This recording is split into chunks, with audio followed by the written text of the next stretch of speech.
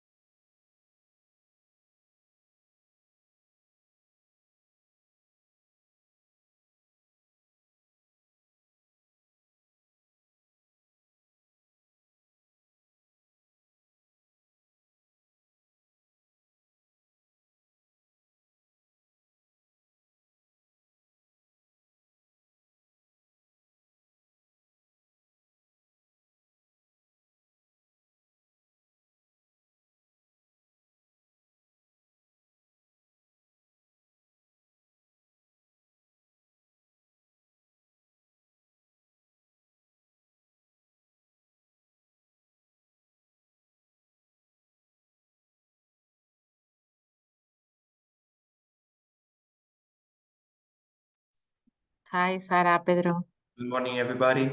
Good morning. Morning.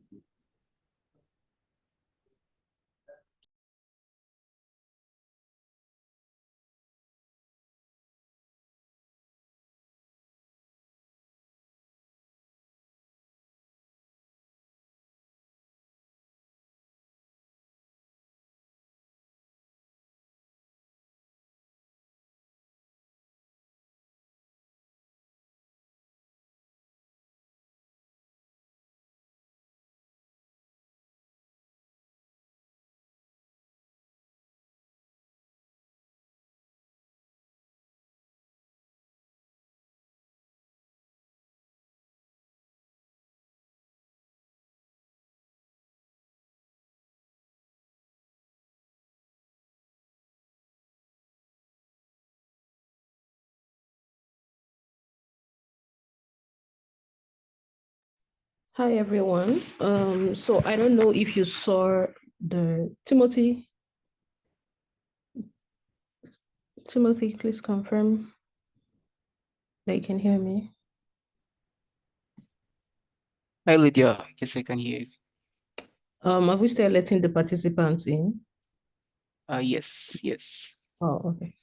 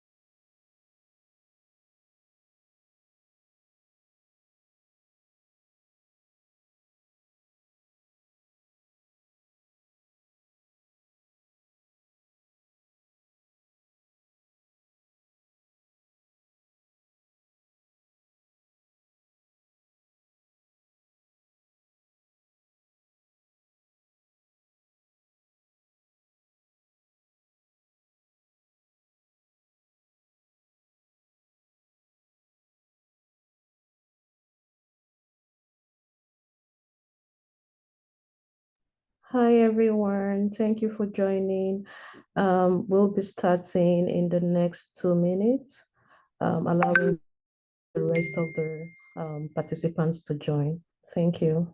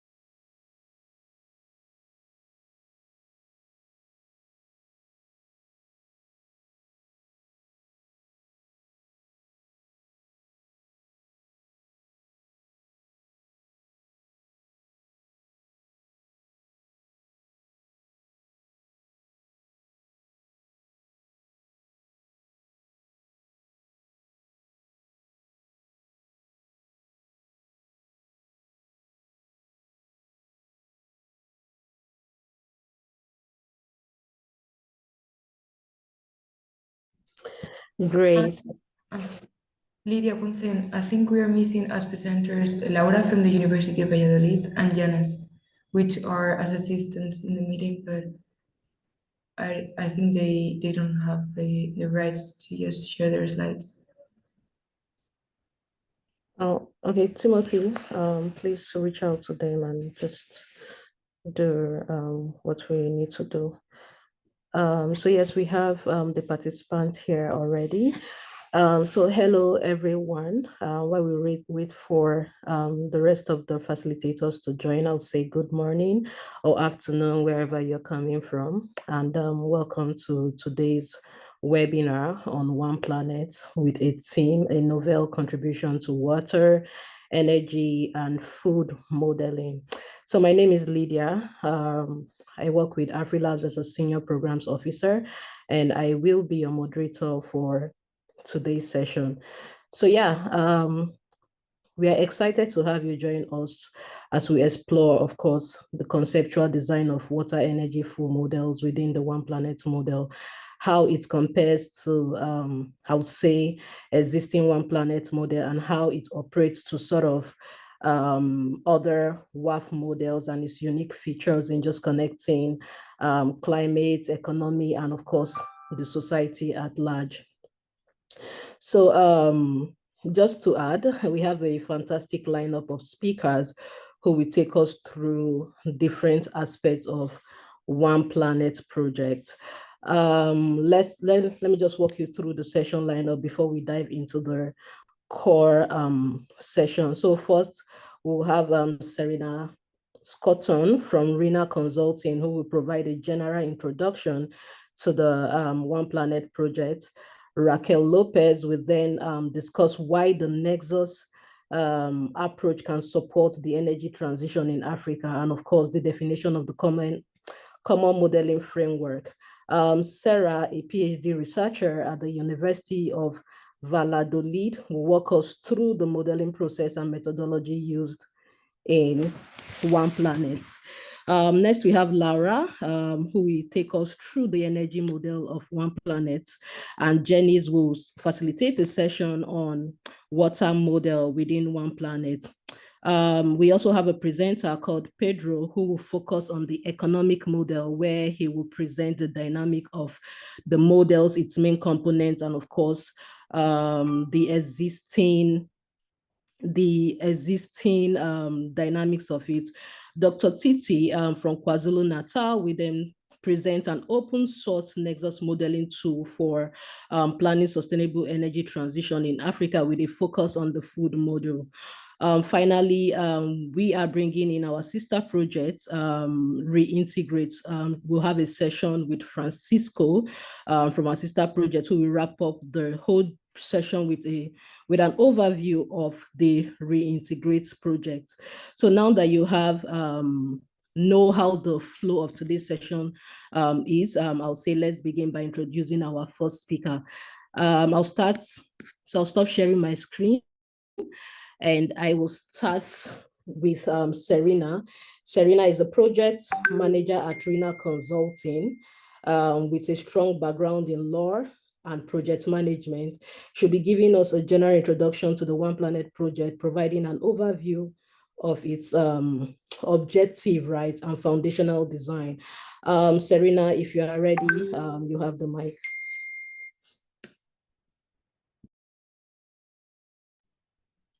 Hello, good morning. I hope you can hear me well and see my screen. So I'm Serena Scotton. As Lydia was saying, I work at RINA Consulting, and I'm also the project coordinator of the One Planet project.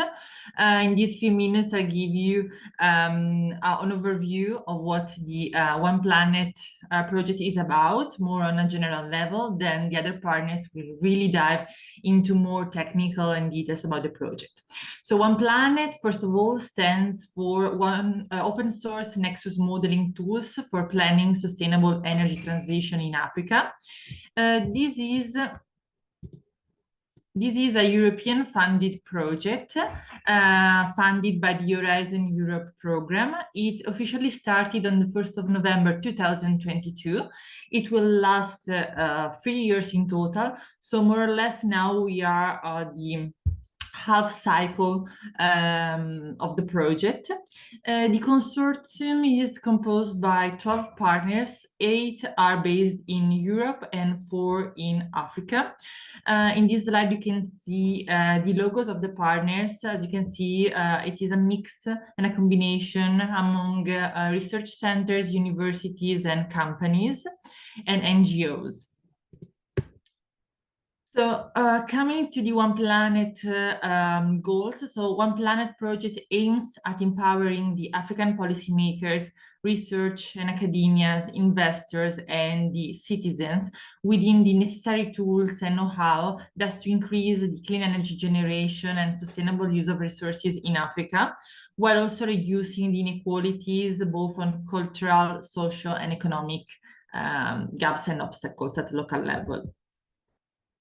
So our mission is indeed to create and co-design and test a toolkit which will be built upon already existing water, energy, and food nexus models and methodologies, but it will allow us to simulate scenarios by optimizing the existing resources available at local level, with looking at the most appropriate policies, considering the peculiarities that each case studies in Africa is facing based on social, climate, economic constraints and futures.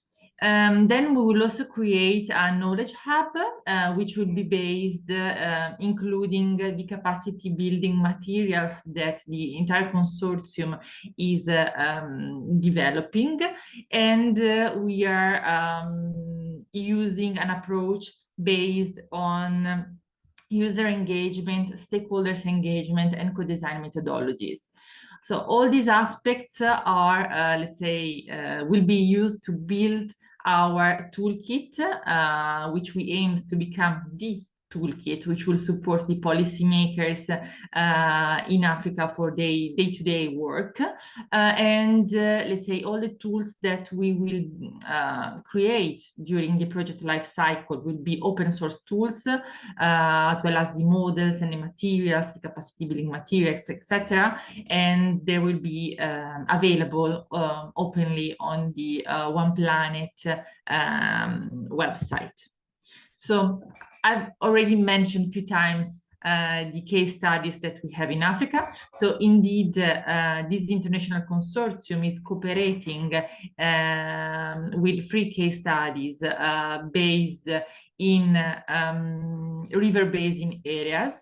One is located along the Bani River, and it is based in Mali. One is along the Songwe River Basin. It is including Malawi and Tanzania. One is South Africa in the Nkomati-Zumfu water management area. So these are the 3 case studies. We are strongly cooperating with local partners and stakeholders. And as I was mentioning also before, we are using a participatory approach, building up with a strong liaison with local municipalities and stakeholders. And these slides give you a little sense of the 4 pillars of the ONEPlanET project. So these 4 pillars are supporting our work to becoming the toolkit for the policymakers in Africa. So the first pillar is based on strong connection with stakeholders, academia, policymakers, investors, so with the entire knowledge communities, so the entire group of stakeholders and targets group we are cooperating and in contact with. Then the second pillar is more related to the co-design and test, while the third pillar and the fourth are more related to the entire creation of the ONEPlanET platform. The third one more into the creation of the models, and you will hear more about this today by the other partners. And then the fourth one is about the capacity building materials. For this one, we already had one webinar a few months ago, so if you're interested to know more, you will find the recording and the materials we shared already on the ONEPlanET website. Here, just in a nutshell, a few more details about the pillars. So the first one, that is about the community and stakeholders engagement. As I said, we have 4 partners located in Africa, and some other partners in Europe are cooperating in the UNESCO network. So we are really liaising on this network to explore and engage with local stakeholders, but also to find some potential replication site in Africa.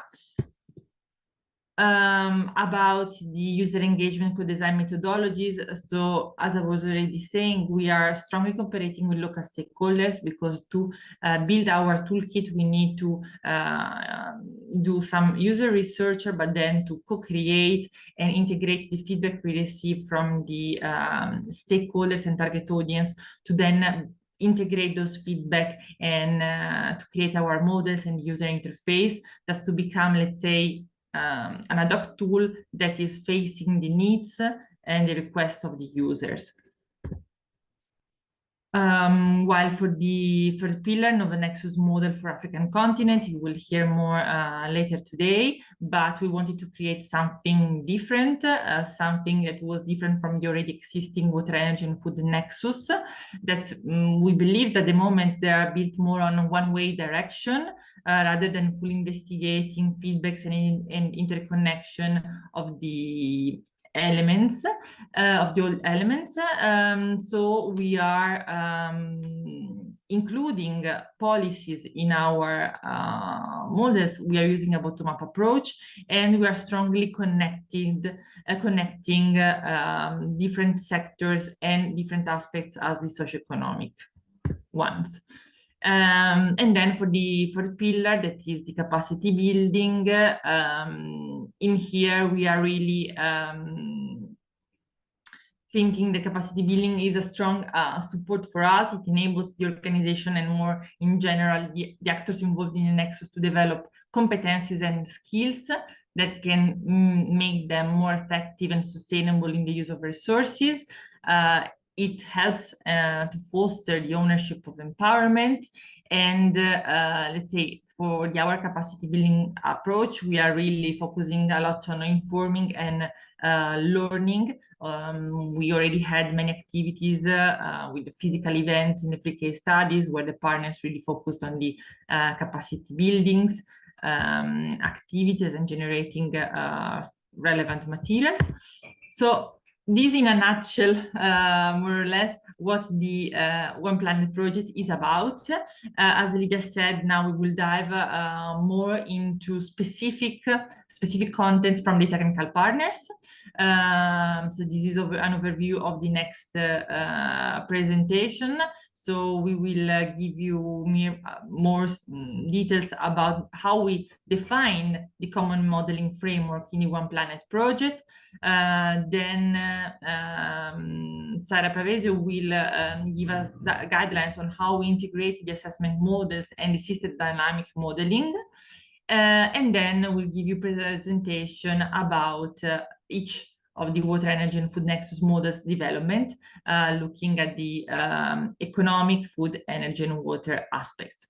So this is all from my side, and thank you all.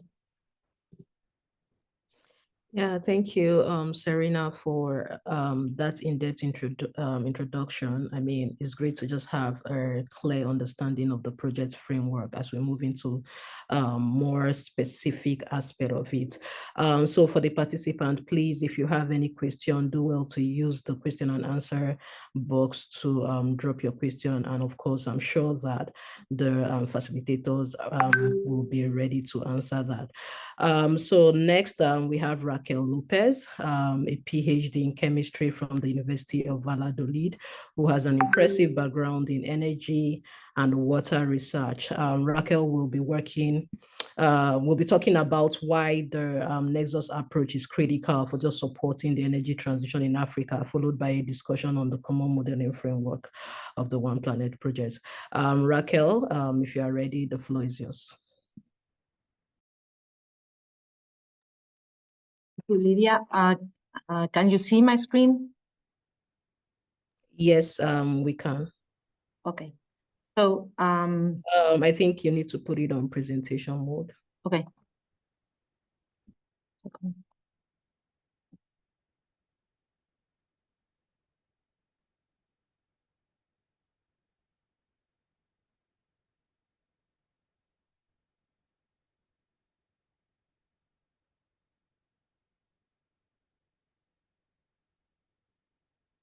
Can you see it better now?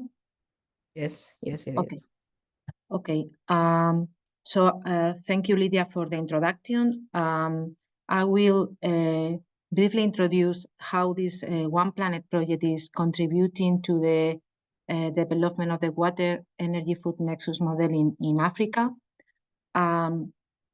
This energy transition process in Africa is mainly focused on two targets. One is achieving this universal access, and then the decarbonization of the economy.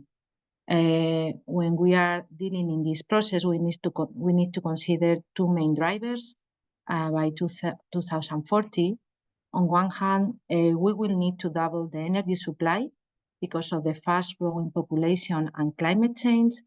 And on the other hand, we need to consider that African continent is extremely rich in natural resources.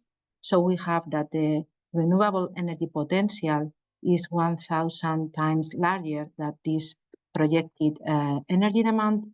So the definition of low carbon pathways in Africa is not simply about replacing polluting sources and covering this growing energy demand with renewables, but also we need to prevent conflicts in the use of resources, for example, hydropower versus water use or photovoltaics on the land use. So we need to prevent conflicts on the resources, and we also need to seek for synergies with non-energy infrastructures.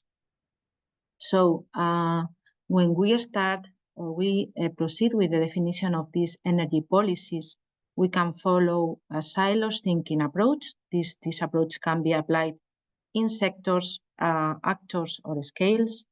And if we follow this approach, we will get disjointed sectoral interventions or strategies or financial mechanisms. And on the other hand, in opposite, we have this water energy food nexus approach applied here in sector, but also we can apply to different actors or scales. And the main gains coming from this approach is that we will provide an integrated resource management, considering resources, water, energy, and food. And also we will achieve jointed sectoral intervention and strategies.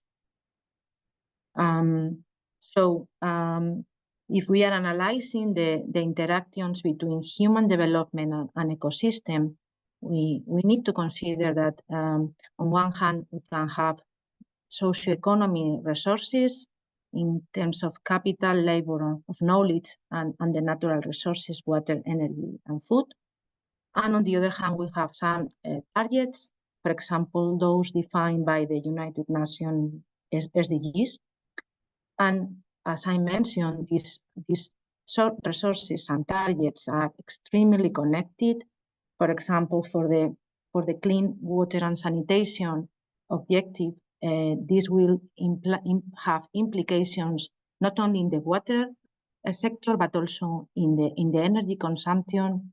For the clean and affordable energy, we will also need to consider, for example, the hydropower implication in the water use, or, for example, for photovoltaics, the conflict with the use of the land. The same for food, for example, and water that is consumed in the agriculture sector. And also, especially important in the African continent, we have some specific drivers there, like the population growth I mentioned, but also this urbanization trend, climate change, governance, cultural and societal beliefs and behavior. So at the end, as I mentioned, the water energy food nexus approach means that everything is connected. So we need to understand the interactions between all of these security sectors and how they are influenced by the different resources. So by following this approach of understanding the interactions, we can identify the trade-offs, we can promote synergies, and we can get more integrated and cost-effective planning and informed decisions. So now, just to describe how to go from this Nexus thinking to the Nexus modeling, as Serena was mentioning, we are developing these water energy food Nexus models where we are mapping these interactions. And then we are simulating the impacts of different policies that are being quantified following different socioeconomy and climate scenarios. So we are able to test or simulate the impacts of these policies in the entire ecosystem to make these policy recommendations. This approach this model can be applied to any scale, geographical scale, in a region, in a country, at the river basin level. But in ONEPlanEt, we will apply this approach to 3 river basins in Africa, in Songwe River Basin, also in Komati Usutu in South Africa, and then in Bani River in Mali. So also, as Serena was mentioning before, this building of the ONEPlanEt Nexus models will follow 3 main big steps. The first one is the definition of the common modeling framework.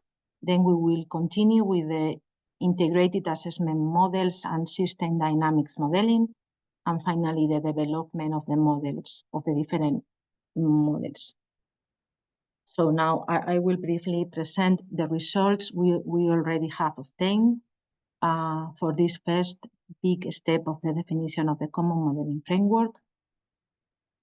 In this one, we have gone through 5 different steps.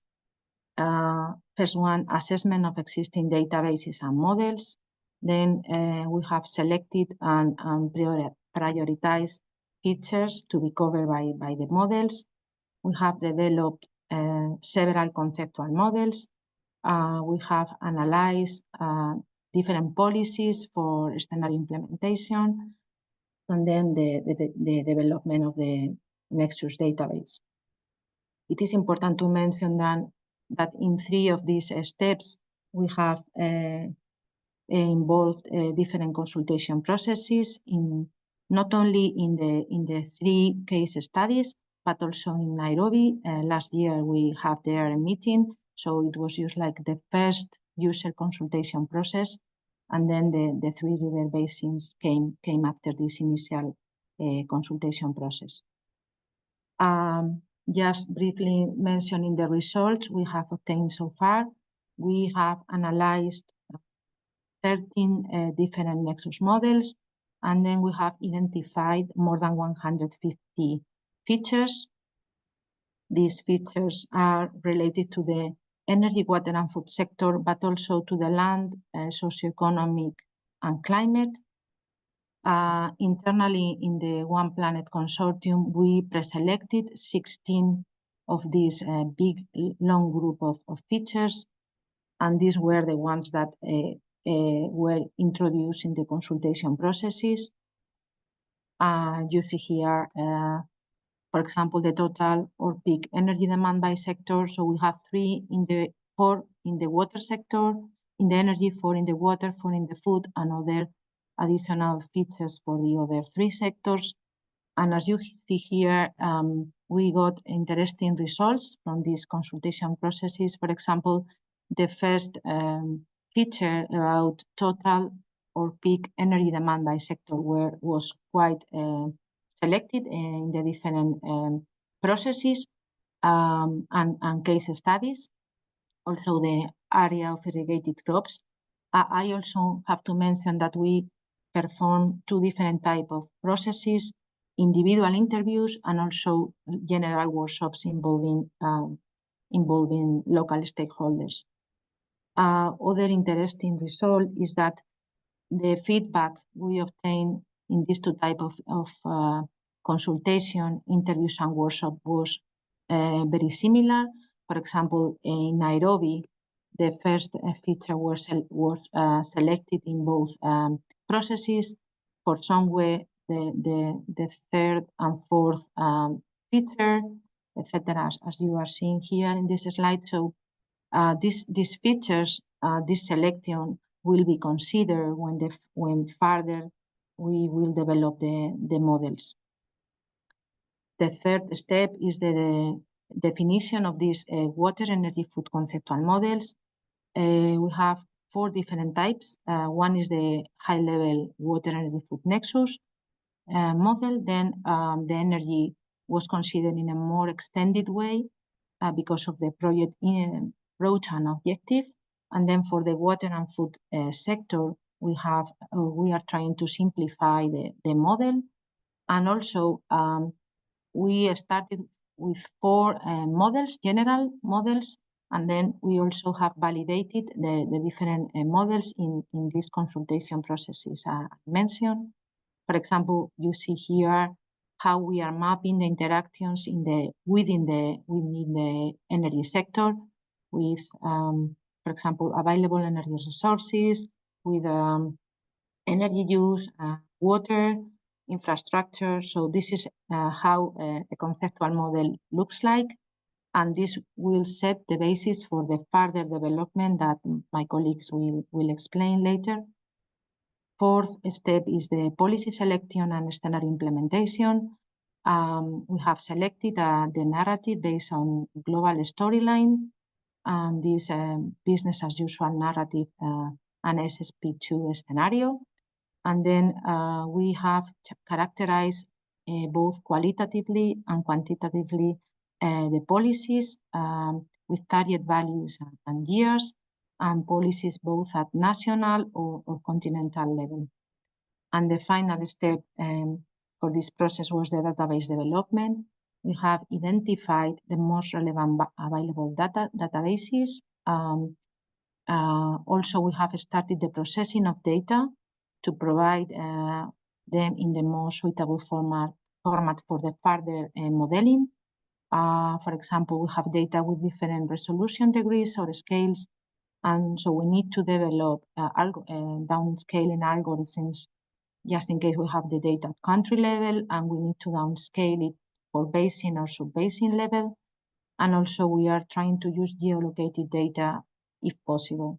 So with this 5th step, we are finishing this first big part of the methodology for the definition of the common modeling framework. And now the next of the presentation will explain more details about the other steps. And that's all from my side. Thank you. Thank you. Thank you so much, Raquel. I mean, just seeing that the Nexus approach is vital in addressing Africa's energy challenges, and it's exciting to see how ONEPlanET is integrating this methodology. So we do have a question in the chat box. I think I'll allow Serena to address that from Ali. He said, "Good morning from Gambia, West Africa. My question is, will this project be implemented in my country? If yes, who are the coordinator?" Serena, do you want to respond to this?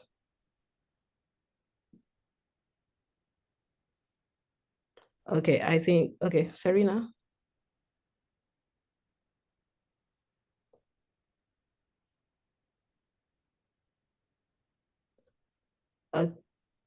Okay, while we wait for Serena on that, we'll quickly move to the next speaker. Lydia, I think we can answer also. I think this country is not covered in any of the models or river basins. Okay. Yeah, but nevertheless, the model is going to be open, so we can, like, you just need to integrate data and maybe change some key variables for the case study specificities. But one of the key points of this model and of these projects is the replicability of the model. So there should not be any problem just replicating it. It's just we in the ONEPlanET projects, we are just covering the 3 case studies. Okay, great. Thank you, Sarah and Raquel for the response. As I was saying, our next speaker is Sarah. She is a PhD researcher at the University of Valladolid. Sarah will guide us through the modeling process and the methodology employed in the ONEPlanET project, just offering key insights, of course, into the technical foundation that drives the model. Sarah, we are excited to hear from you. If you're ready, the mic is yours. Thanks, Lydia. I will try to be as quick as possible. And I would really like to guide you a little bit through what the modelers were thinking when we model. So when we start modeling, we normally ask ourselves 5 questions, the typical 5W questions. So what, where, why, when, and how. What, where, and why has already been addressed by the previous speaker. Thanks, Serena and Raquel, for the perfect presentation. What the relationship between water, energy, and food were in the 3 case studies, and why, due to all the facts that Raquel already mentioned. And then we have the when. Our models, we don't have an end indicator that we study. We have an evolution of variables. We have simulations of variables. Thus, it's really important to actually decide a point in the future where it's far enough for us to see and simulate how the variables will go in the future, but not enough for us to for the uncertainty to be way too big for us to really trust the model. And for my presentation, I would really want to focus on the how.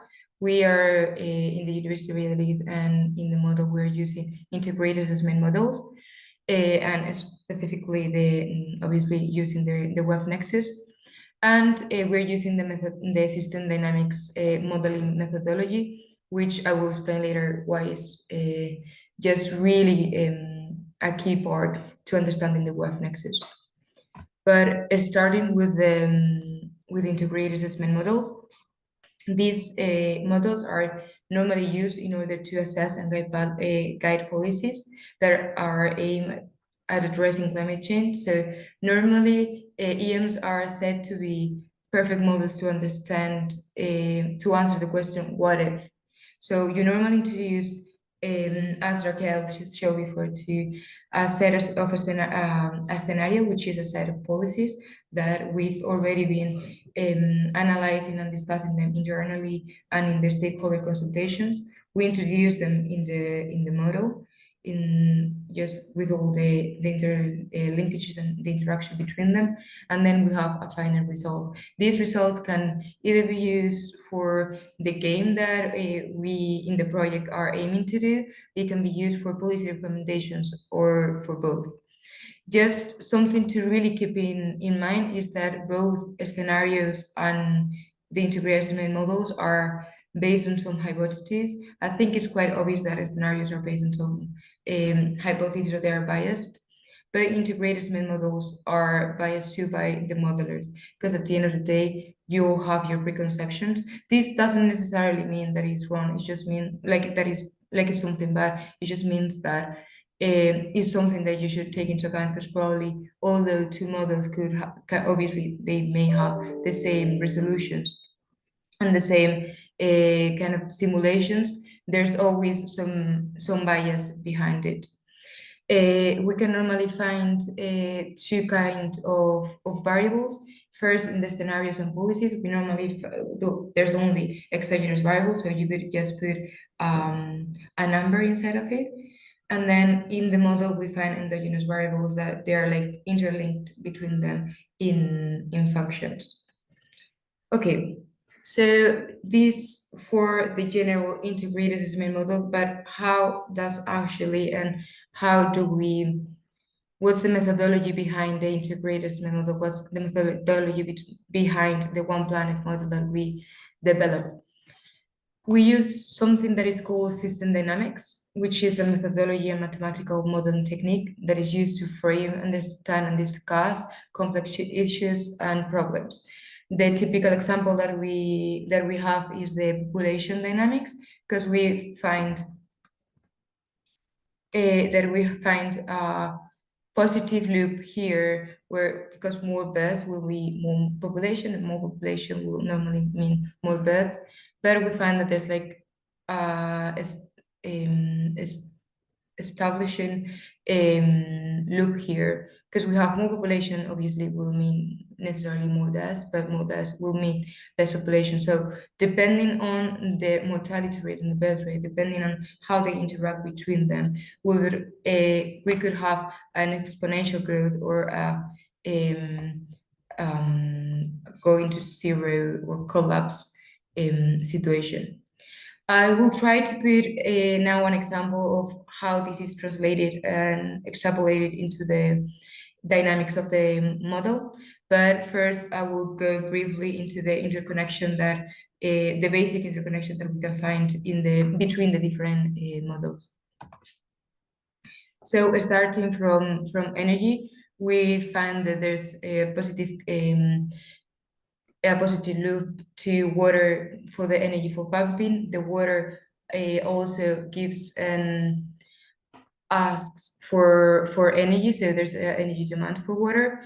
Demography and economy, obviously, they demand more energy, and then the energy would give the demography and economy a demand for jobs, and it will give the energy surplus.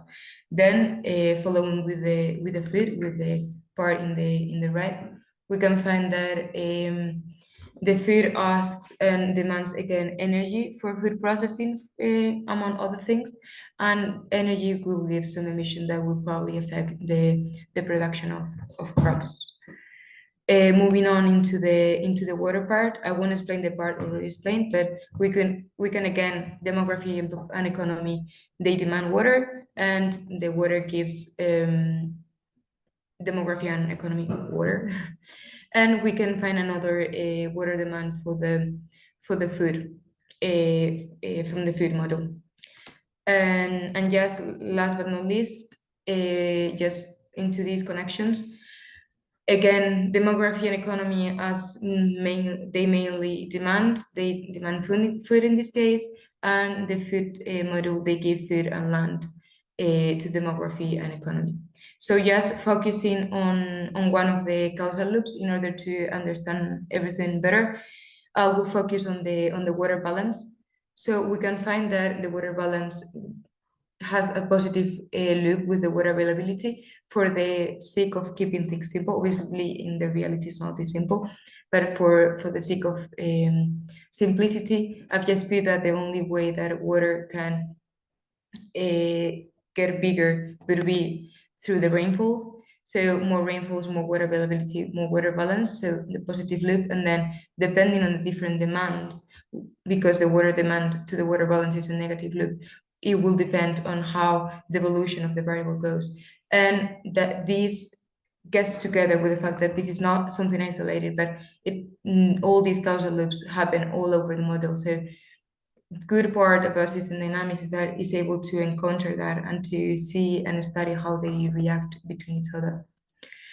Moving on, another thing that system dynamics is really well known for is the difference between it differentiates between two types of variables, between stocks and flows. The main characteristics of the stock is that they accumulate through time, so it won't change year to year. It will start always from the base or the number of the previous year. Again, starting with the causal loop, with a simple one. In this case, I think it's pretty obvious to see that the population is not something that resets every year, but it fluctuates and it starts from the numbers of the year before. And we would find that the flows that is the thing that changes year through year, would be the best and the best. There's two different kind of flows depending on whether they provide or they increase the number of the stock or it decreases. We can find inflows or outflows. So in this case, for example, deaths will be the inflow and the deaths will be the outflow. Just again, extrapolating this into the model for it to be seen a little bit more obvious maybe in the model. Yeah, here are the basic relationships, and again focusing on the water balance that we said before. Just the water balance obviously will be the stock, because you don't start year from year with a different water balance. And the inflow will be the water availability, and the water demand will be that outflow. I hope this has explained a little bit more about how the methodology and how the dynamics inside the model are, how do we study them. And now I would love to give the floor to Lydia to present the next speakers, who will be explaining much more interesting facts as the actual model. So thanks for listening. Yeah, thank you, Sarah, for, just walking us through the technical processes and of course, methodology. It's great to just see how, I would say, the rigorous research is applied in practice. So we do have a question. We have someone's hand raised, Emmanuel from South Africa. Emmanuel, I'll leave the floor open to you to ask your question.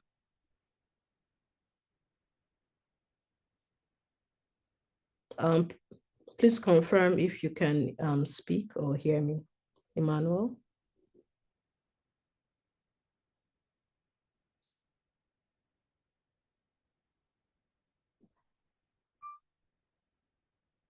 Hi, Emmanuel, you can unmute your mic. Great. Yes, please. Yes, thank you for adding me to the talk. I'm Emmanuel from South Sudan. I'm currently in Uganda. And my questions were typed in the question and answer section. We have a challenging situation currently in South Sudan regarding the energy, water, and food. So we have the crisis of water, which is flooding. It's serious right now as we talk. And we have the issue of energy, for example, electricity and other things, fuel, wood fuel. So all those challenges are currently facing the country with the instability that is currently going on in the country. We cannot be able to farm as the local people. How can we be able to address these issues?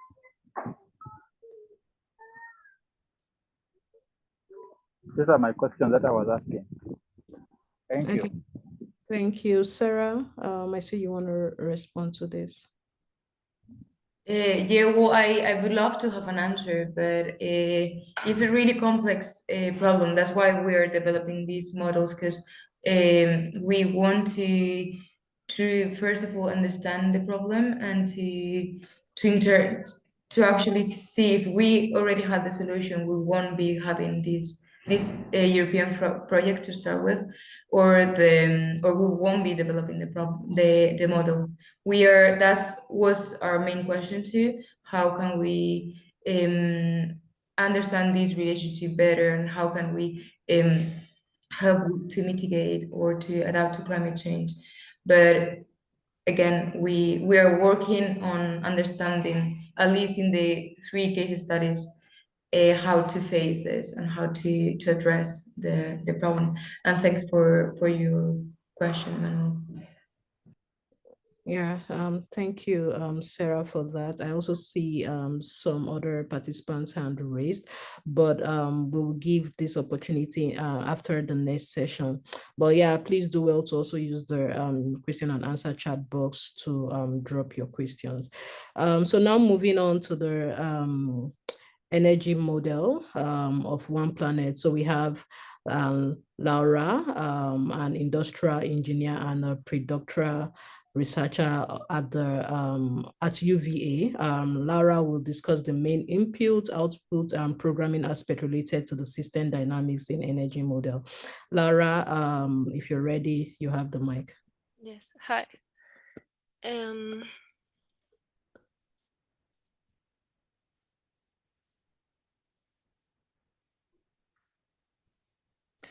So we have designed the energy model following the scheme developed in the conceptual energy model, which has introduced Raquel.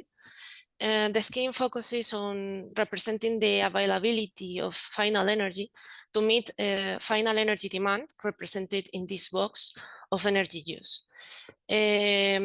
Obviously, the available energy is directly related to the deployed energy facilities. In the following slides, I will comment some of the relationships with other models presented in this figure.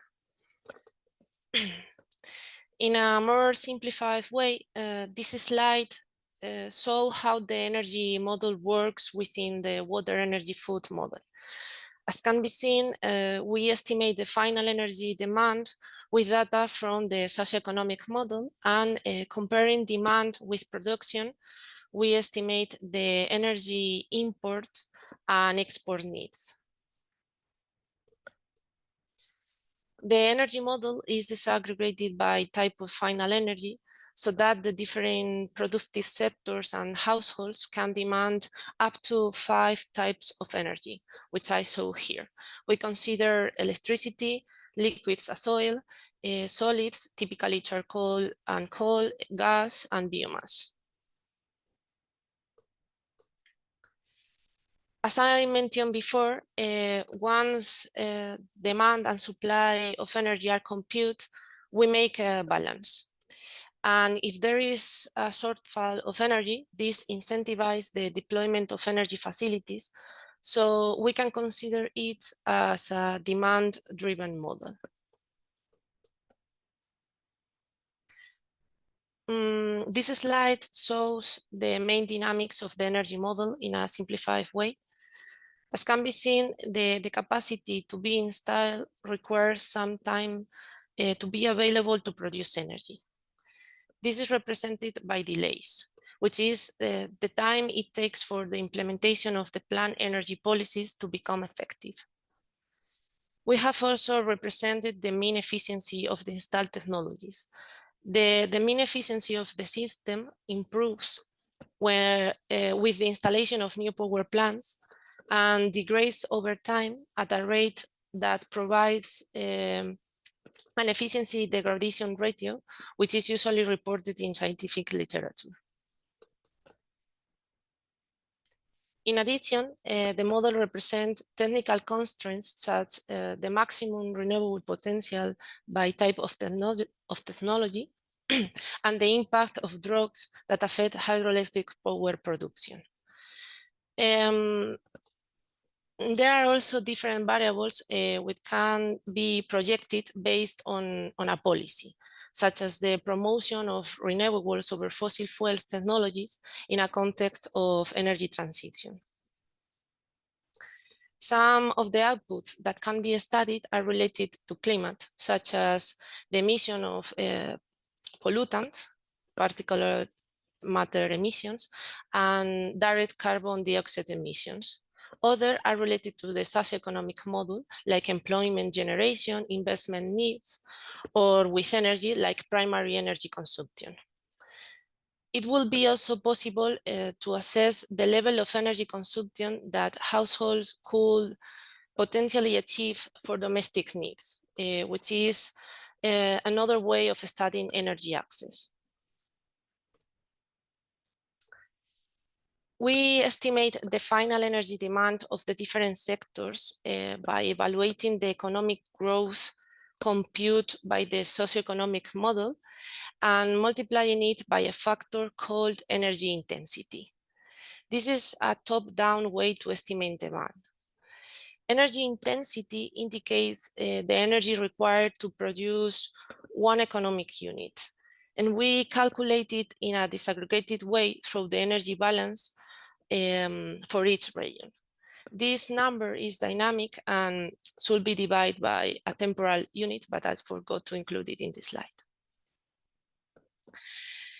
To model the energy transformation processes, in this case, the production of electricity, we use a bottom-up approach. We program these like 3 link stocks that represent the planning, construction, and lifetime periods of the power plants. A large part of the complexity of the model comes from a high requirement of technical data to characterize the model equations for each technology and region. Some parameters are the delays mentioned before, like this variable planning time, construction time, and lifetime that affects the flows. But other are the capacity factors, the efficiencies of the power plants, and the seasonality of the resources, etc. Okay, finally, we use Benzene software to program the entire water energy food model. Here, I saw a small screenshot of the programming environment and how the energy part currently looks like, which is already quite advanced, but still under development. And these are the basis of the energy model. Thank you for your attention. Yeah, thank you, Sarah, for that overview of energy model. I mean, it's clear that I would say energy is core component of the WEF Nexus, and your presentation sort of highlights its intricate role right within ONEPlanET. So we do have a question in the chat box from Vincent. He said a question for Sarah and Pedro. Why modeling? Should you put more emphasis on current issue and solution, or forecasting future solution? How would you know the correct solution, technologically, economically, social, or policy? How do you remove bias when coming up with solution? The solution, more than solutions, we introduce the policies, and the policies are normally done through policy is the scenarios that we built with people that actually live there, and they actually like, for example, in Nairobi we had a stakeholder consultation with energy, water, from people from the water energy ministry.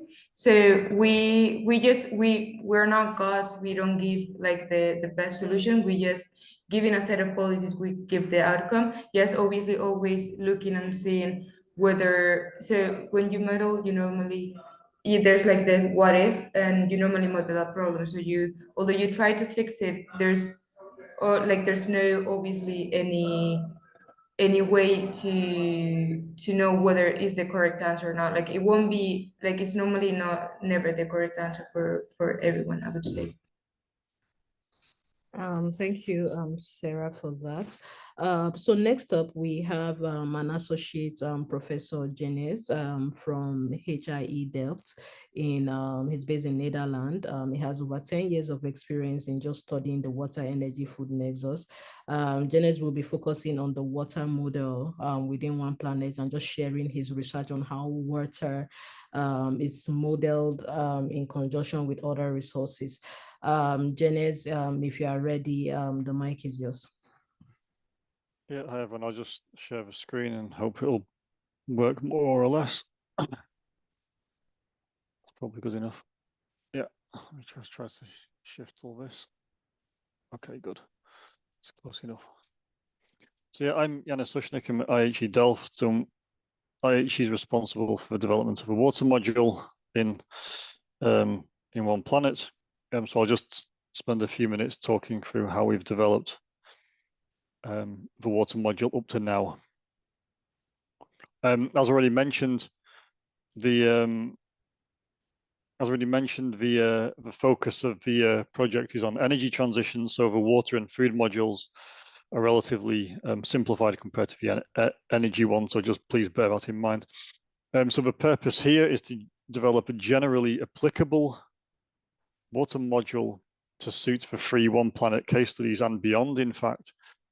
And of course, the case studies already being introduced. We have the Nkomati Situ Water Management Area in South Africa, the Songwe River Basin, transboundary between Malawi and Tanzania, and then the Bani in Niger, a sub-basin of the Niger River.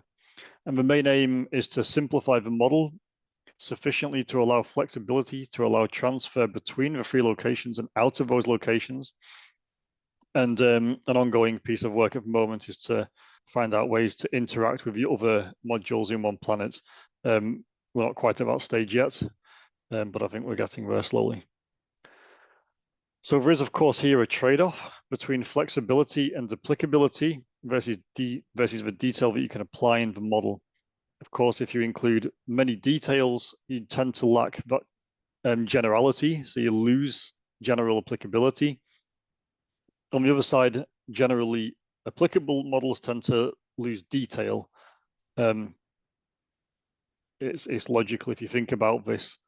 Every case study, every region has its own specifics, its own areas of interest and issues, and they cannot necessarily be transferred from one location to another. So quite often these specifics need to be removed to allow that transferability. And so a fairly simple reduced complexity water module has been developed up to date. And for the Nkomati case study. And so outstanding, of course, is to connect with the other ONEPlanET modules and to develop this with data for the other two case studies, which hasn't been done yet. So the water module, I'll just give a really brief introduction. It's very simple. We have supply and demand, and then a water balance in the middle, which is just the difference between monthly water supply and demand. And the water balance here is cumulative. So in terms of water availability, we have three supply sources. One from surface water runoff. This is rivers, essentially. Another is the contribution from dams, any dam storage in the basin. Of course, you can set that to 0 if there isn't any. And renewable groundwater resources. Focusing here on renewable groundwater resources so as to discourage use of fossil aquifers, which are non-renewable. It's like a fossil fuel resource. Once you take it out, it doesn't come back. And also not to give the impression of there being a greater store of sustainable water than is actually available through renewable water sources. So that's on the water availability side. So we have dams, surface water, and groundwater, and they all sum up to give the total water availability in the basin. On the demand side, we currently account for agricultural water withdrawals, municipal water withdrawals, industrial demand, livestock separate to agriculture, and environmental flow requirements. So as I mentioned, this has been, as I mentioned, we have the results here for the Nkomati.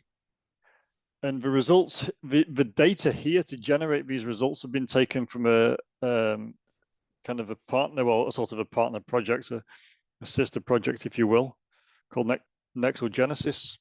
And in that project, we have downscaled data for the Nkomati. It's a common case study between the two projects. And so the data here is an aggregation of the data in Nexus. It's not all the data, it's a very high level aggregation of that data, because we can't directly use the data itself because of grant agreement requirements in other projects. Anyway, so the data here has been used from a different project, and I'll just show some preliminary results now, just to show the kind of output we're getting. So this is monthly scale. Between the years 2015 and 2050. So it's 420 months. And this is a plot of water availability over time. So time across the bottom, units on water availability at the top in billions of cubic meters. Please remember, this is the sum of dams and surface water and renewable groundwater resources every month. And at least for the water availability, this is taken for the RCP 2.6 scenario, so the most optimistic one. And as you can see, the total water availability trend is fairly stable over time. It doesn't really increase or decrease. You'd expect a few peaks here and there, but there's not a significant change in average. If you were to draw an average across this curve, it would look like a fairly straight line. So water availability is expected to be relatively stable over time.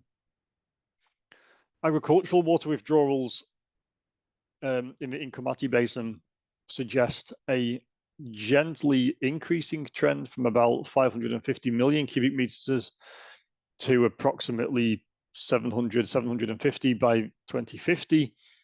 Again, this is using data from ICIMIP and Codex, and a fairly high level aggregation on the agricultural water withdrawals, but there's a general increasing trend on agricultural water withdrawals out to 2050. And similarly for municipal water withdrawals. Now, this is driven not by climate variables, this is driven by socioeconomic variables, the shared socioeconomic pathways, and the population projections in the basin, and then multiplying those population projections by a per capita water demand figures. And you can see here a fairly significant increase. It's more than a doubling is projected in municipal water withdrawals out to 2050 compared to 2015. So that's a significant difference relative to the agricultural water withdrawals, but note the difference in the scale. Agricultural water withdrawals are of the order 600-700 million cubic meters a month, while the municipal water withdrawals start at about 180 and finish at about 460 million cubic meters. So it's the municipal water withdrawals are significantly less than the agricultural water withdrawals in this basin, as you would expect. And then the final result I wish to show is the water balance. So this is, like I said, this is cumulative supply minus demand over time. The implication here is that there is more water running through the basin than is being demanded of the basin. So that's why you're seeing this positive water balance is going up. This is simply to state that not all the water is being abstracted and used, which is a good thing because it means there's water left over for downstream users, for the environment, for other purposes. Like I said, these are preliminary results, but it's just to show you the kind of output we're getting from the water module. So yeah, like I said, we're now in the phase of looking at how to potentially connect this, to refine this and connect it to other modules in the ONEPlanET system. Supply tends to be largely driven by climate change impacts. So there's a potential connection there. On the demand side, agriculture, there could be a link here, for example, energy for water pumping, because obviously if you have irrigated agriculture, then pumping that water and pressurizing those systems requires energy. And also could consider the climate change impacts on crop water requirements, which would also affect the agricultural water demand. And then for municipal demand, for example, we can look at population, although it's inherent in this model anyway, but again, looking at the energy required for pumping water around those systems. Okay, so thank you very much. That was a bit of a quick tour through the water module of the ONEPlanET project. Yeah, thank you, Janice, for just walking us through the water module. I mean, it's always eye-opening to see how essential water is in the WEF Nexus and how it sort of interacts with energy, right, and food. So we have someone's hand raised, Robinson. So we'll give Robinson the floor to ask his question. Robinson, please confirm you can speak.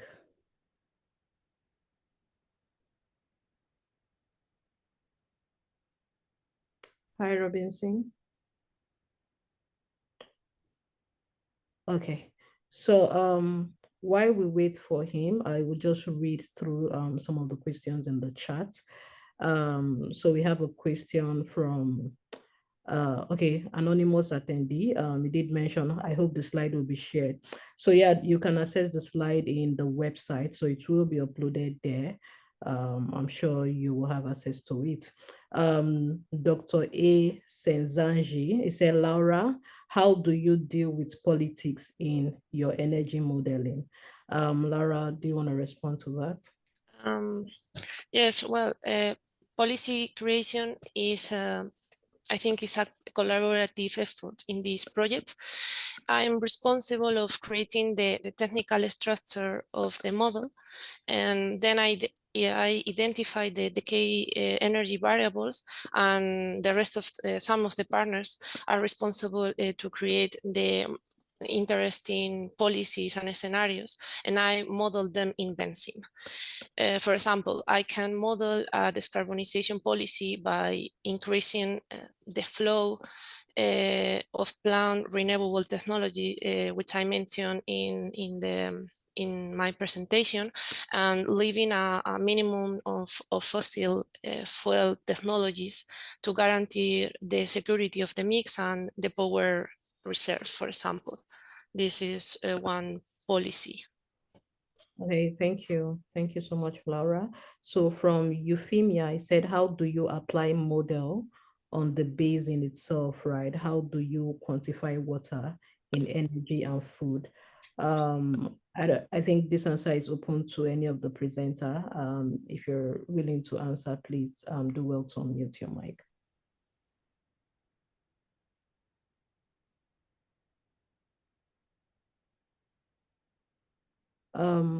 Robinson, we are yet to hear from you. So I'm sure that maybe the presenters will, one of the presenters will share response to Euphemia via the question and answer box. So now moving on, we will turn our attention to the social economic module by Pedro. Pedro is an economist and PhD candidate in applied economics at UVA. He'll be discussing the dynamics of the socioeconomic module, including its key components and, of course, expected outcome. Pedro, you have the mic. Hi, Lydia, thank you. I just think that maybe Tsitsi could present now, because we can first finish the WEF Nexus presentation, and then I can present the economy module, so because it's like appendix to the WEF Nexus model. Okay, great. So we'll allow Titi to present. Titi is a researcher at the Center for Transformative Agriculture and Food System at the University of KwaZulu-Natal in South Africa. So Titi will be presenting, like Pedro mentioned, on open source Nexus modeling tools for sustainable energy transition in Africa, with a special focus on the food module. Titi, please take the stage.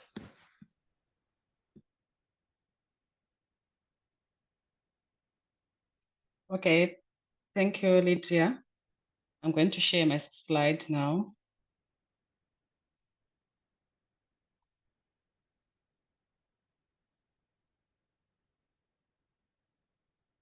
Just a second, sorry.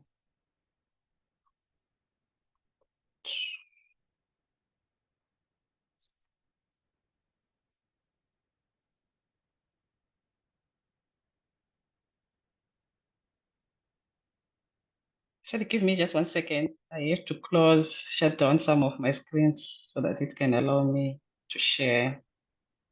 Okay, no worries.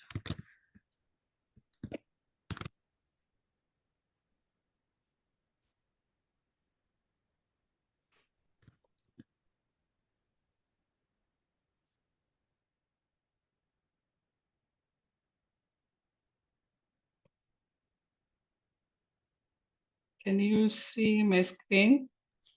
Yes, now we can see Tsitsi. Okay, I'm going to put it on presentation mode now.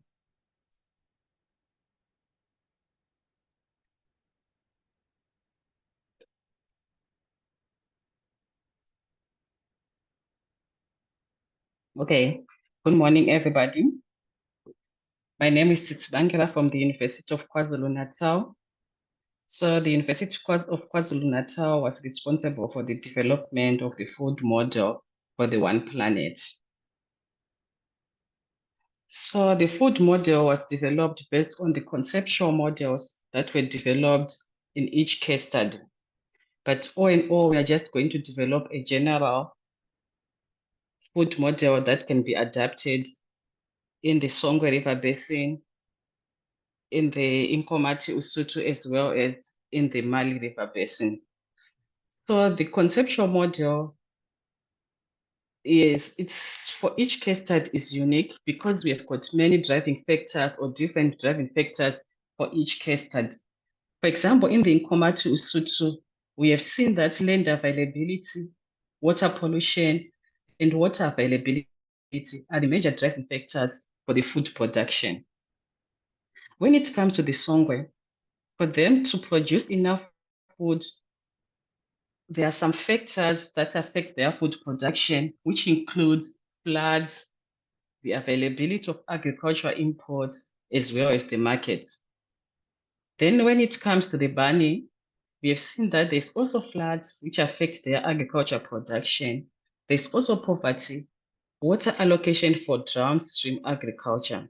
So having this in mind, we have developed a general conceptual model.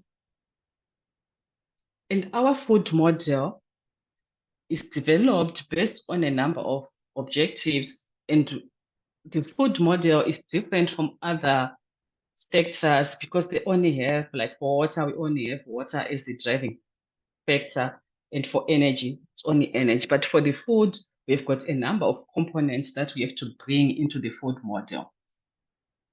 So the first component that we are bringing in the food model is the diets and also the land use requirements. We all know that land is a finite resource. For us to increase the land under agriculture, we have to get that land from another land use. So either we have to clear the forest if they are there, or we have to maybe get it from other sector. We also have to consider the food emissions, because we all know that in the food production, we use fertilizers which can produce or contribute to the production of the methane gas, carbon dioxide. When we clear the forest, we end up having more carbon dioxide, which is not going to be used by the forest during their process of photosynthesis. So we have also considered this in the model, in the food model. We also consider the food processing and distribution impacts. They also play an important role when it comes to pollution. It can be the air pollution or land pollution, as well as the water pollution. We also consider the effects of the cold chains. So having all this in mind, we have to develop the food model. So in simple, we have got to follow a number of considerations. We've got land use and land cover. We have seen that in each case study, it's unique, and the land use and land cover patterns in each case study are also different. And they also play a significant role when it comes to food production, as well as the food demand. So we also consider the land policies. We have seen that in some case studies, it's easy for people to allocate land for agriculture or for other uses. But in some case studies, it's a long process and it takes time. For example, when we have these transboundary case studies or river basin. So when it comes to diets, we have also seen that there are a number of factors that contributes to the diets, which can be the cost, the income, the access to education, or the culture. So having all this in mind, they also help us to develop the food model. And finally, we have also to consider the emissions. So this is the food model, the schema of the food model. At the end, in this schema, we've got a number of outputs that we are going to produce. We are going to produce the yields So in each case study, we have considered a number of crops that are grown in each case study. But for the first generation of the model, we are going to consider the cereals, since these are the major basic contributions or they contribute more to the diet of the people in the Mbani, in Komati, as well as in the Songwe River Basin. So we are going to run the food model also based on either is it rain-fed or irrigation, and also the type of the crop. Do they use fertilizers, herbicides, pesticides? So we are also going to include these effects of management on crops in the food model. Then at the end, we want to see the yields, how much food is produced in each case study, considering the size of the land, the amount of water being used. Then this yields is also going to help us to find how much food is available, and the amount of food which is available is also going to drive the type of diet for the people. So people, they adapt their diets according to the food availability and also to the food accessibility. Then we have also included the emissions, like what I've said before. And these are also going to contribute to the climate change. We need these emissions. And we have also, for the irrigation, we have energy, because we need energy to pump water for irrigation. And we have also included some food waste, and some of this food waste can be used to generate energy. And for our food model, we've got so many types of food sources. We've got meat, we have got dairy, we have got crops. So we have also included that in the food model. So from the concept to action, we have to develop the food model based on a number of components. So we are going to combine them based on grasslands, forests, crop yields, croplands, and diets. So this is an example of a schema of the food model in the VENSIM. The next step, we have simulated the food model using artificial data. So now we have to use the data for each case study so that we can project the scenarios. We can simulate the scenarios. Then finally, we have to link the food model with the water, energy, climate, and the socioeconomic sectors and the domains. Finally, to have the ONEPlanET WEF Nexus model. I thank you. Yeah, thank you, Titi. I mean, we've seen that your presentation on open source tools really underlined the importance of, I would say, accessible technologies, right, for just sustaining or even supporting the sustainable transition, especially in the context of food. So yes, we do have a question. I think one will add, Janice, if you're here, it would be great if you can address this. They said, how do you determine the water availability and withdrawal from a basin or from the basins? Yeah, I'll try to answer it quick. So, well, the availability of the supply, like I said, has come from.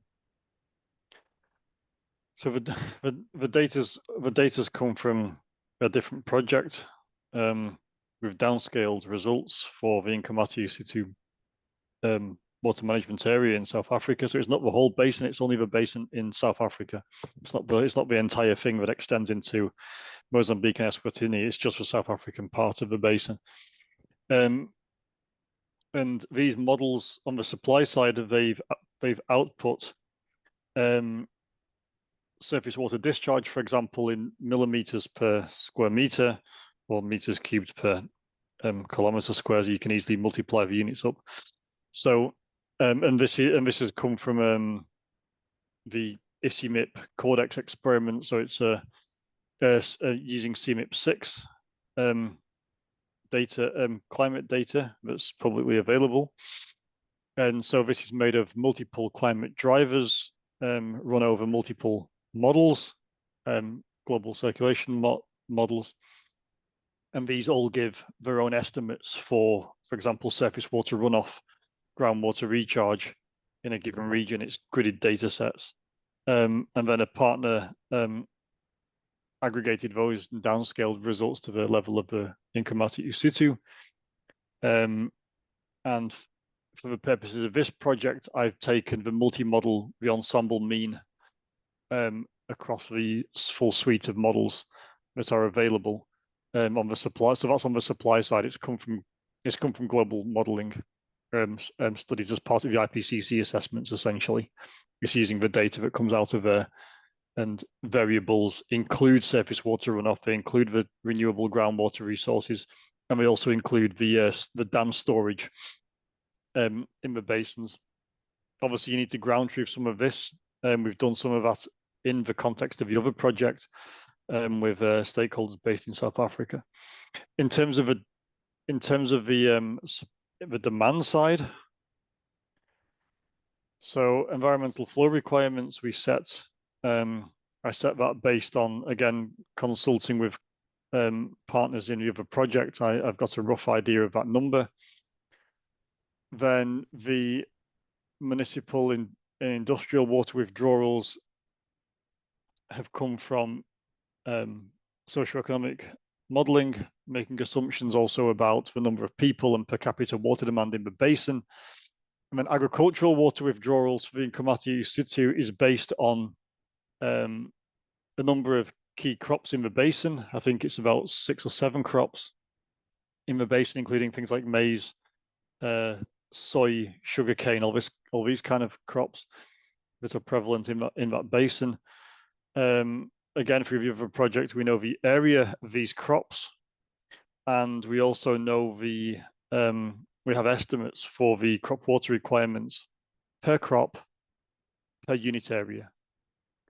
And so that's where this has come from. It's a combination of CMIP 6 IPCC assessment data and data that's come from socioeconomic models from GTAP database, and also a bit from information gathered from local stakeholders from a different project that I'm fortunately able to exploit in the context of ONEPlanET. I hope that answers your question. Yeah, thank you so much, Janice, for that in-depth response. So we also have a question from James, but I see that Titi is typing an answer to his question. So quickly move to Pedro, right? Just turning our attention to Pedro to discuss the dynamics of socioeconomic module, and of course, including its key components and expected outcome. Pedro, the floor is yours. Perfect. Thank you, Lydia. I will share my screen. Just one moment. Can you all see my screen? Yes. Perfect. So as Lydia was saying, I'm Pedro, an economist from University of Valladolid, and I am one of the responsibles for developing the economy module here in the ONEPlanET model. So the economy module consists of 2 main cores. Okay, so the first one is a macroeconomic core focusing on GDP, economic activity, and the demands. And the second one is an environmental core centered around the scarcity indicator we have developed here. So the main objective of this first core, the macroeconomic core, is to give some inputs to the other modules like GDP and the resources demands. And the main objective of the second core centered around the scarcity indicator is to receive some feedbacks on availabilities of resources to see if there's any constraint that will affect later the economy. So in the macroeconomic core, we aim to simulate economic indicators like GDP, household consumption, investment, capturing their influence on resource demand. So some key variables here are the household consumption, investment, real value added, and the GDP itself. For the environmental core, we aim to analyze the availability of 5 key resources, such as capital, labor, water, energy, and food, and how their scarcity affects economic activity. So some interconnections between those two models, they are deeply interconnected for real.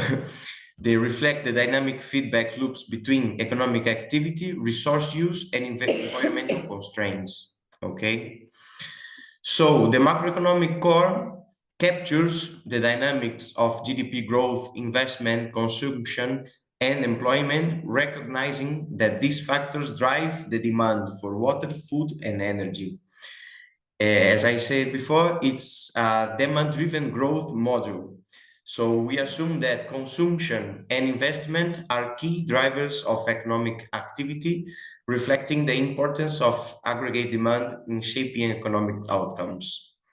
Also, the module simulates labor market dynamics, including employment and wage, and how labor availability and productivity can impact growth and sector development.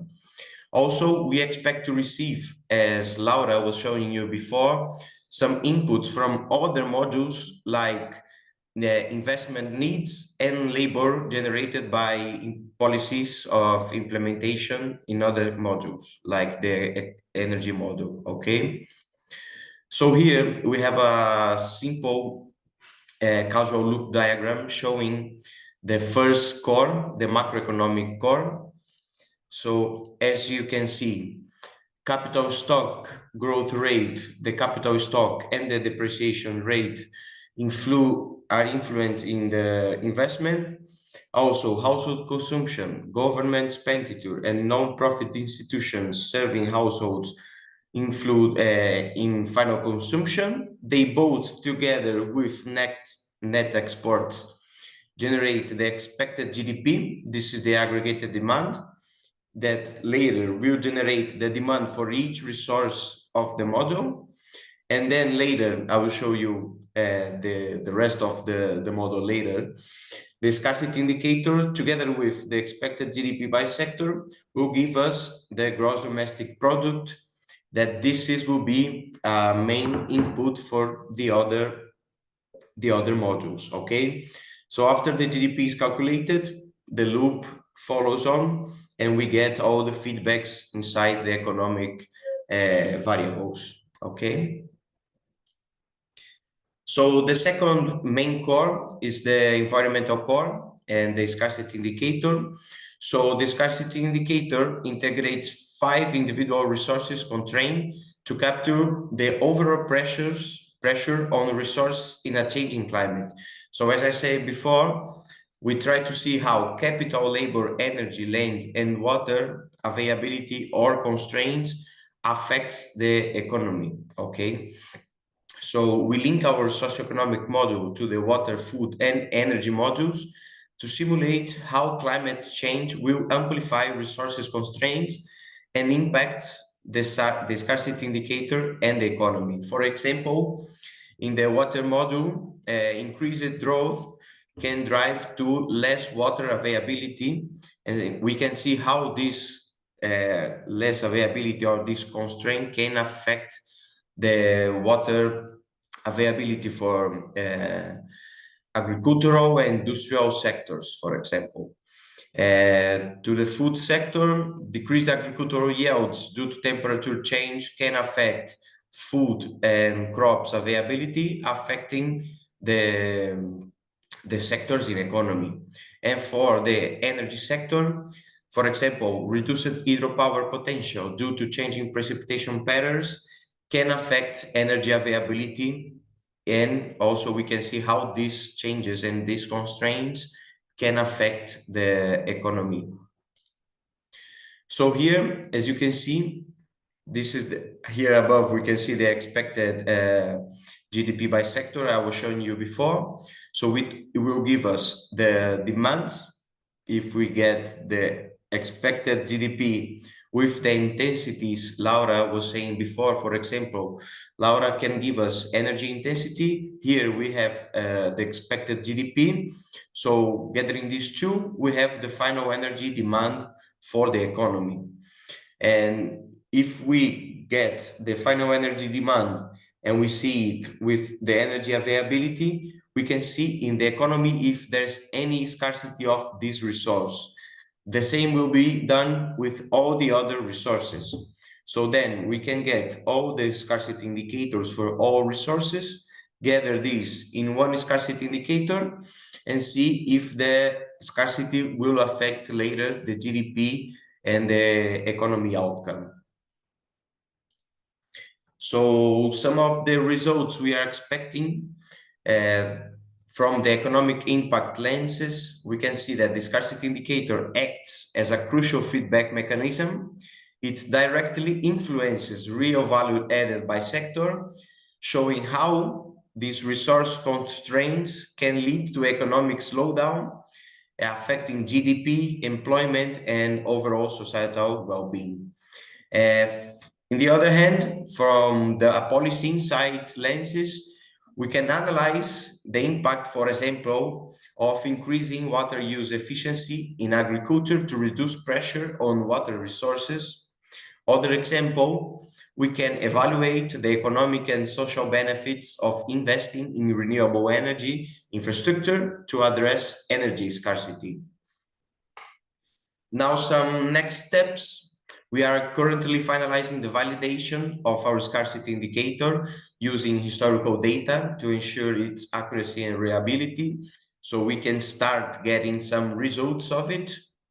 We will later integrate additional social indicators to this model, like poverty rates, inequality measures, human development index, to capture a broad range of impacts on not only the economy, but on human well-being as well.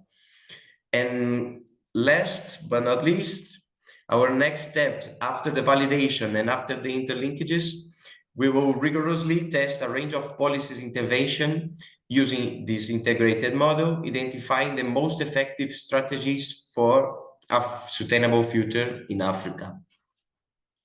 So this was my brief presentation. Hope I made myself clear with all the points, and thank you. Yes, you did, Pedro. And just thank you for, the comprehensive overview of, I'll say, the socioeconomic module. It's facilitating to just see how economic dynamics play such a crucial role, right, in the project model, and how this module sort of help better understand the, I'll say, interaction, right, between society, economy, and environment itself. So yes, to wrap up today's session, we have Anastasia from Reintegrate, one of ONEPlanET sister project. Anastasia will sort of provide an overview of how Reintegrate contributes to the shared goal of the WEF Nexus and sustainable resource management. Anastasia, if you're ready, the floor is yours. Hi, everyone. Can you hear me okay? Great. Anastasis, I am sorry, from... Anastasis, sorry, the pronunciation. But yeah, please proceed. Don't worry, it happens often. I am with E3M. It's an environmental think tank based in Athens, Greece, and Germany. We are participating and leading a work package in the Reintegrate project. Was invited to present the Reintegrate project, and I just followed all the presentations here at the Water, Energy, Food Nexus webinar that you are organizing, and it is very fascinating. It's really great work, and it's also impressive to see the overlap between the two projects that can indeed be described as sister projects. I'm not sure how familiar you are with the Reintegrate project, so I will take it from the beginning, and I will also not take too much of your time, as I see we are a bit behind schedule. Let me see if I can share my screen.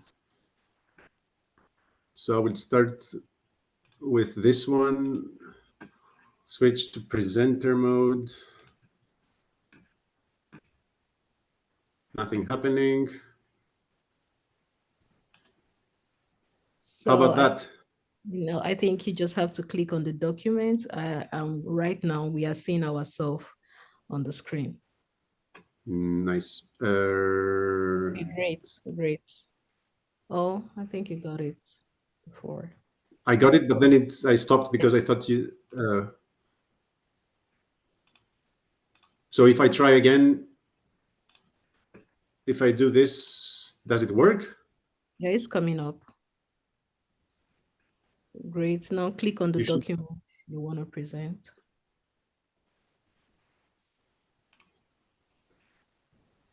How about that?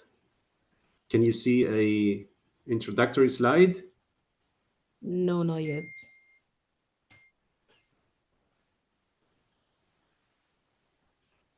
Okay. Still nothing.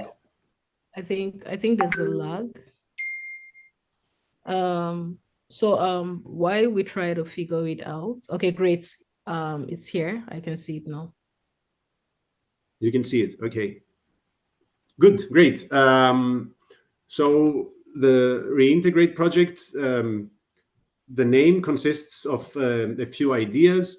It's basically to rethink approaches and toolkits for integrated assessment of energy strategies in the African Union, but also connecting to the European Union. I'm here representing the whole Reintegrate team. And quickly, a few facts on the project. It is funded by the European Union. It lasts for 3.5 years, and the participants are 16 institutions, 8 from the African Union and 8 from the European Union. The African participants are Tunisia, Senegal, Ethiopia,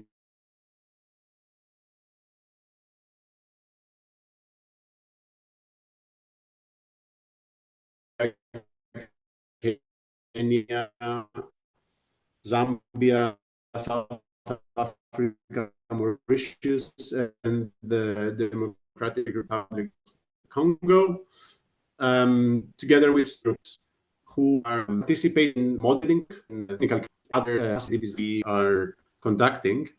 I will get to it more in detail. First, I will start with the overall goal of the Reintegrate project, which is to understand what the current ecosystems in modeling are in those African Union countries that I showed you and within the EU, and to see how this knowledge, the existing knowledge from both sides, can flow in each direction. And then based on this, and not only based on the modeling knowledge, but also on understanding each country's specificities, each country's political landscapes as well, to develop fit to context toolkits to analyze case studies for these 8 African countries. And these model toolkits that will be developed have to be fit for context to address the questions raised from the current political and modeling landscapes. So to reach this goal, we have this 5 strategic objectives, and there's no need to read through all of them. But basically, it's partnerships between the AU and EU are to be formalized, and also among AU countries themselves, including high-level policy dialogue. We will get to that. And then using integrated assessment modeling techniques to derive climate-compatible energy strategies for these countries. And by doing this and analyzing these case studies, to develop actionable recommendations for policy responses tailored to each of these specific countries. And then as a second pillar of all this, it's the knowledge sharing that I mentioned. And there's a big focus on that in the Reintegrate project. So there are many activities involving capacity building and knowledge sharing, which I will describe in detail. And then it's the usual communication part of our work to make sure that there is a good outreach and that it reaches the outcomes of the modeling work and the policy analysis, that they reach the ears that they are supposed to be heard from. Very quickly on the work package overview, which is designed to address these policy objectives. So in the work package 2, it's the part about formalizing these partnerships between the countries, among the countries, and where there is we start with an identification of relevant stakeholders within each country. We assess any gaps in both technical capacity and human capacity. For example, addressing also gender balance in the modeling, and also talking to stakeholders relating to the current policy landscape to better design what comes next, which are work package 3 and 4, which are the core packages of the project, focusing on the modeling, separated into 2 parts. One is regional modeling, which is the work package 4, and one is national and subnational modeling.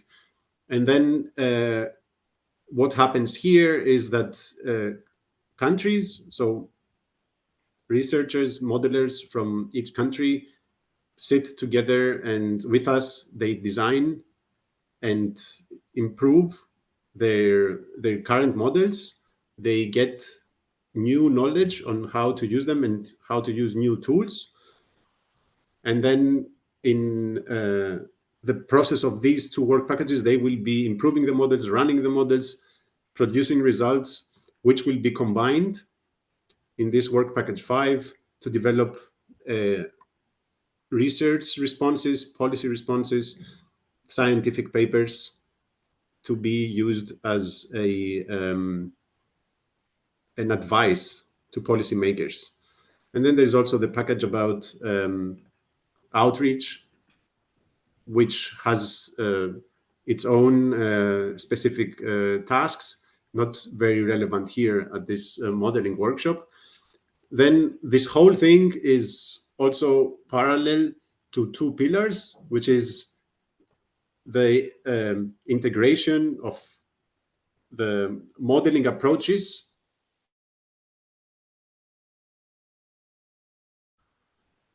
among countries and across countries, and rethinking of how they can be improved. And I will get to that with 2 examples.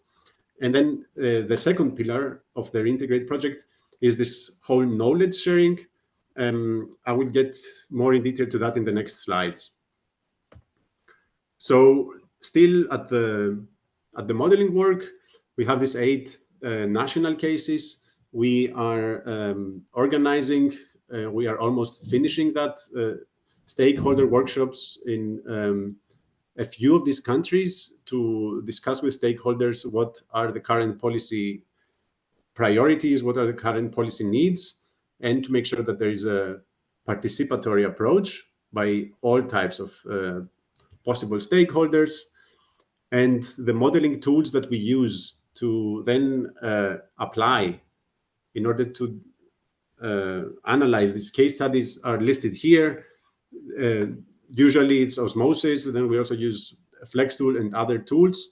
For example, Leap, which is a tool for generating demand scenarios.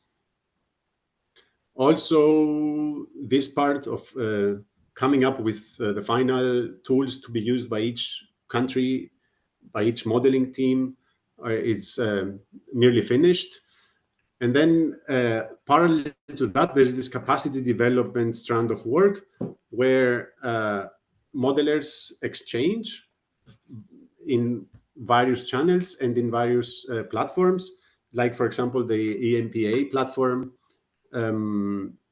where we participate both in training others, but also in sending people from the countries listed here to be trained in modeling work, in modeling toolkits. Then there's also the work package about the regional modeling, and this involves participation also from the EU countries in designing and applying models, which has themes already defined, which are, for example, the gas and electricity trade between the two continents, or again, with trade and in general, the role of hydrogen in these climate compatible strategies that we want to develop. Another important part of our work is that we organize monthly public modeling workshops. Some of you might have received invitations already. This is happening once per month, and the topics are usually open, and whoever is interested in a topic, they propose it, and we find speakers that are experts in this and they present. For example, so far we have had monthly modeling webinars on storage, on renewables integration and curtailment, on how to use the Flex tool with osmosis and others. And this is a call to whoever is interested to either participate in the audience or be a presenter, that we are open to suggestions for further topics that might be useful for the modeling that we do in the Reintegrate project. So very quickly, this is the modeling overview of the whole modeling landscape in the project. It's a lot of information. On the right side is, for each country, is the modeling toolkit that they will be using. And in parentheses, it's listed whether it's open or not. And you see that in most cases, open source modeling is used, which is an important priority of the Integrate project, to have open and widely accessed tools as possible. And on the left side is the regional scale modeling, where it is listed what types of models are used to address these regional questions I mentioned in the previous slide.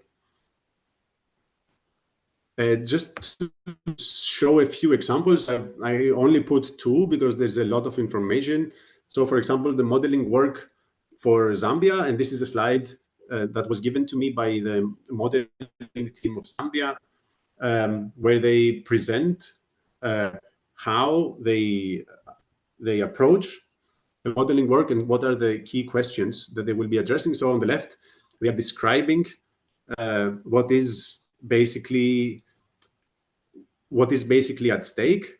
And it is important to note here that we are not quite talking about the typical energy economy modeling as we know it from the typical studies that we do, because every country has a very, very different political landscape, which can be even completely unclear, or as it's listed here, it can be that there are incoherent policies in the energy sector. So these are challenges to the typical modeling that we are used to be doing.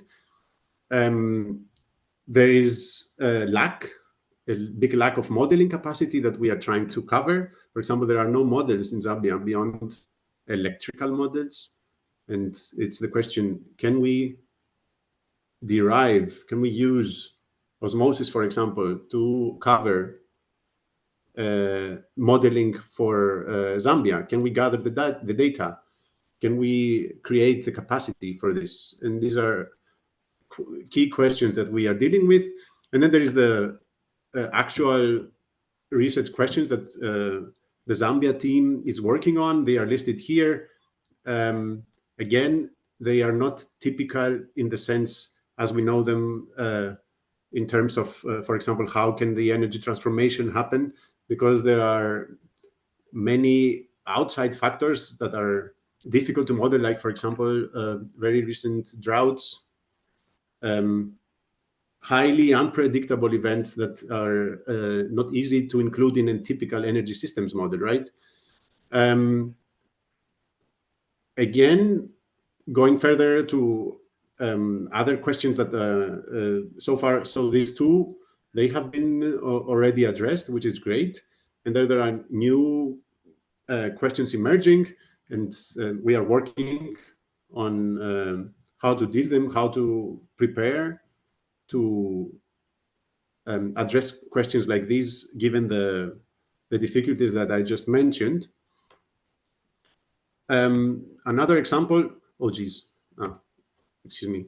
Another example is the Republic of the Congo, where other types of issues emerge. For example, the energy access issue is becoming very prominent, as it happens typically with cases like this.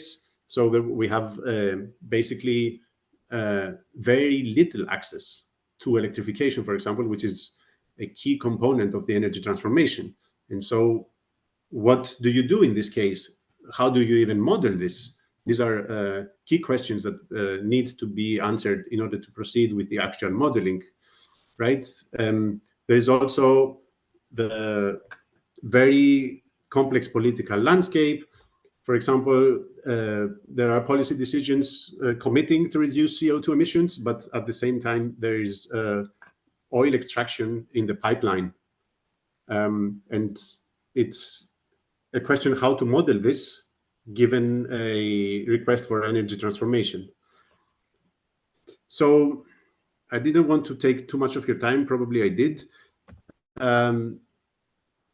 Moving on from the modeling part of Reintegrate to how we do our outreach activities and this capacity development. So we are participating in the Energy Modeling Platform for Africa, in other platforms similar to this one, by either training the trainers or even by participating as the audience. We are participating in the LEAP model forum. We are going to be in the COP29. We have this scientific advisory board from IRENA, from the International Atomic Energy Agency and others, World Resources Institute, which is important. And then we also participate in the ECMP, the European Climate Energy Modeling Platform. And we also host the monthly modeling webinars I just mentioned. And that's it from my side. I hope I managed to give you a quick overview of what Reintegrate is about. And if you have any questions, feel free to ask me. Yes, absolutely, you did.